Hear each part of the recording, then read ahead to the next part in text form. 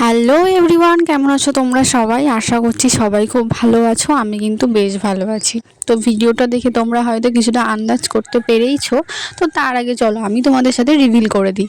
Basically এটা ছিল 24 নভেম্বরের একটা ভিডিও, মানে সকালের ভিডিও।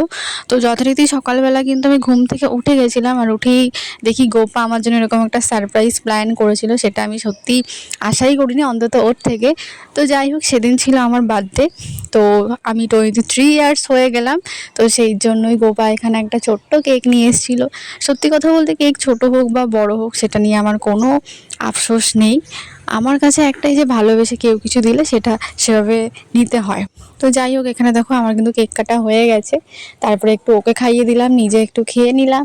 তারপরে ও কিন্তু আমার জন্য শুধু কেক পর্যন্তই থেমেছিল না, আমার জন্য ছিল একটা স্পেশাল গিফট। সেটা হচ্ছে ও আমাকে একটা টপ অর্ডার করেছিল, সেটা তোমরা দেখতেই পাচ্ছ। এই টপটাই কিন্তু আমাকে গিফট করেছিল।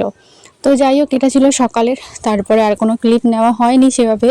তারপরে আমি একটু বিকেলের দিকে আমার পড়া ছিল, সেই জন্য আমি পড়তে গেছিলাম। তো পড়তে গিয়ে যাওয়ার পর ওখানেও দেখি আমার আরও একটা ফ্রেন্ড, সেও আমার জন্য কিন্তু একটা এরকম বার্থডে প্ল্যান করেছিল। তো সেও কিন্তু আমার জন্য এরকম একটা ছোট্ট রেড ভেলভেট কেক কিনেছিল, যেটা আমার খুবই পছন্দের। তো সেটাই আমি এখানে কাটার জন্য ব্যস্ত হয়ে পড়েছিলাম। বেসিক্যালি আমি খুব এক্সাইটেড ছিলাম, মানে তখন আমি এটা ভাবছিলামই না যে কেকটা ছোট নাকি বড় কিংবা কী, মানে এত কিছু আমার মাইন্ডেই আসেনি। আমার কাছে মনে হচ্ছিলো এই ছোট্ট কেকটাই আমার কাছে অনেক দামি, কারণ তারা অনেক ভালোভাবে অনেক কষ্ট করে আমার জন্য এই সারপ্রাইজটা করেছিল, সেটা ছোট হোক কিংবা বড় হোক। তো যাই হোক, তোমরা সবাই আমাকে বার্থডেতে অনেক অনেক উইশেস করো, যাতে আগামী দিনগুলো যেন আমার খুব ভালো কাটে, আর তোমরা আমাকে অনেক ভালোবাসা দিও। তো যাই হোক, আজকের জন্মদিনের দিনটা তো আমি ঠিক এইভাবেই কাটিয়েছিলাম।